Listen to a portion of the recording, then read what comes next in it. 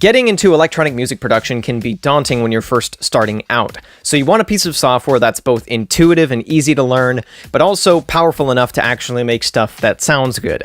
So today I'm going to be recommending an iOS app that does exactly that, and I'll also be recommending an Android alternative and sharing my thoughts on getting into computer software for beginners.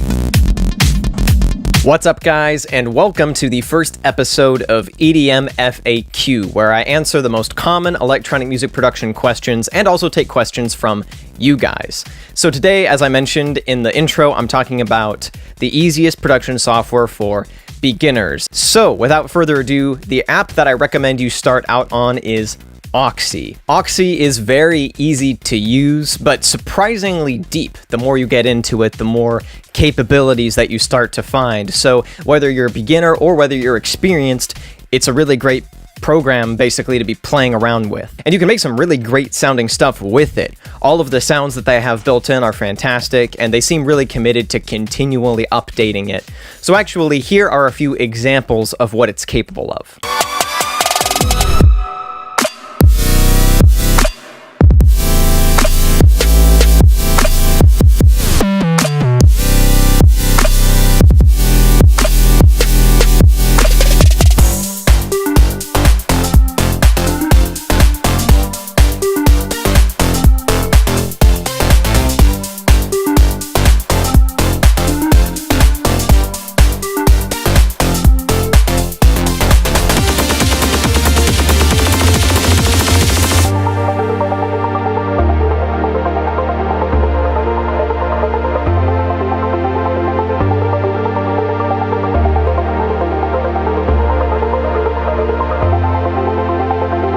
So, if you are an Apple product user, I highly recommend giving Auxy a go. I think you won't be disappointed, and you'll be able to make some nice sounding music in a relatively short amount of time. And if you're an Android user like me, you're not completely out of luck when it comes to apps. We're completely out of luck when it comes to Auxy because they've said they have no plans to develop it for Android in the near future. So in the meantime, my recommendation for Android users is FL Studio Mobile. It's not quite as good or quite as intuitive as Auxy, but it is really close, and I'm planning to do a video with it in the future. And if you want to get even more out of both of these apps, I know that you can load in your own sounds. So I would recommend maybe getting a Splice sounds subscription. It's $8 a month for 100 sounds.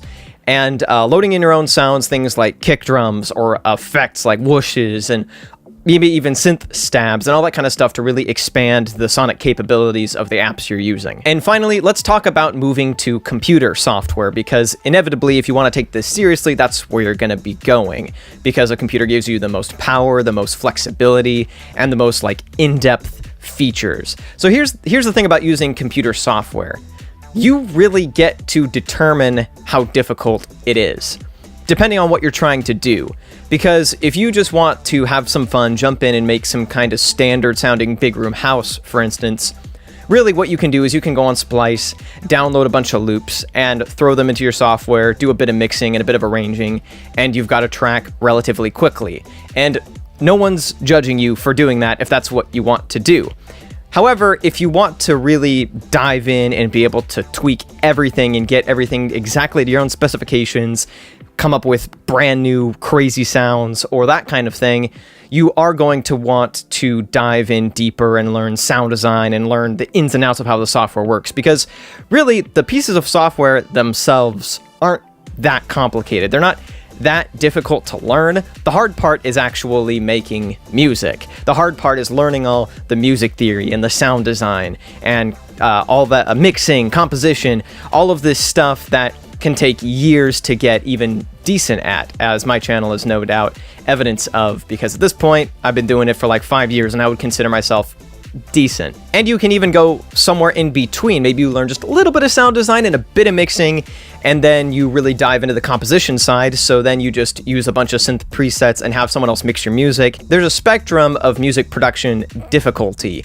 and really where you land on that spectrum depends on what you're trying to do, what style of music you're trying to make, and how much you want to do yourself. Like back in the day, I used to use a lot of presets, until I started getting into more kind of sound design genres like dubstep and drum and bass, and I found myself wanting to design a bunch of crazy sounds from scratch and come up with some new, unique, weird sounding stuff.